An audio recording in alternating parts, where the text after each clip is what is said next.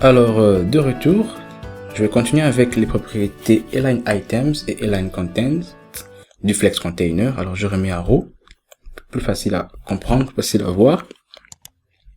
Et je remets à Flex Start. Alors, Align Items, comme je te l'avais dit, aligne les éléments par rapport à l'axe secondaire. Lorsque je mets row, l'axe principal est là, et l'axe secondaire est là.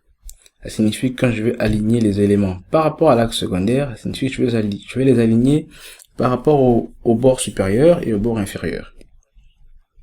Lorsque je mets stretch, ça veut dire qu'ils occupent toute la longueur, en quelque sorte, de l'axe secondaire.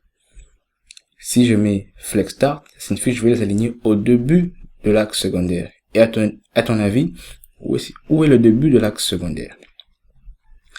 Vu que l'axe secondaire est du haut vers le bas, le début c'est vers le haut. Donc, ils vont rester uniquement vers le haut. Et si je mets flex end, ils iront vers la fin, à la fin de l'axe secondaire. Et si je mets center, ils iront au milieu de l'axe secondaire. Alors, baseline, je ne comprends pas très bien ce que ça fait. De toute façon, dans le petit résumé, le PDF qui sera à la fin de la section, je vais expliquer ça en détail. Dans le cas pratique, c'est rare d'utiliser baseline. Ok. Align content. Alors, je vais remettre flex start.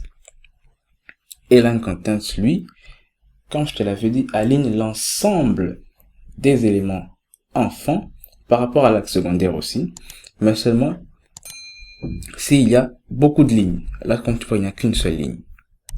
Alors, je vais ajouter d'autres enfants.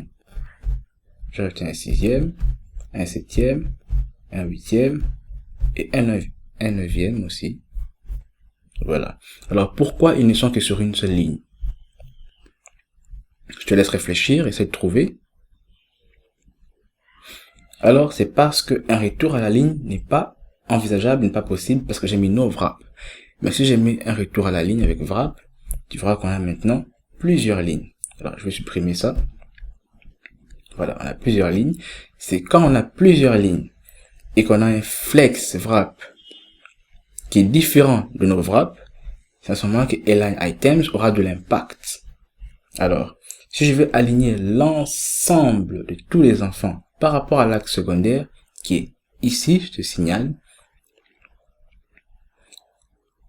Align Content va avoir des effets. Si je mets Flex Start, tu vois ce qui se passe, j'aligne l'ensemble des enfants, Flex End, l'ensemble bouge, Center, c'est l'ensemble qui est bougé, Space Between, Space Around, tu vois. Alors, si je mets par exemple Center, que j'enlève le wrap, tu vois que ça n'a aucune incidence. Ok. Alors, voilà, on a vu un peu en pratique les propriétés du Flex Container. Alors, dans la prochaine vidéo, on va voir ensemble maintenant, en théorie, les propriétés du Flex Items.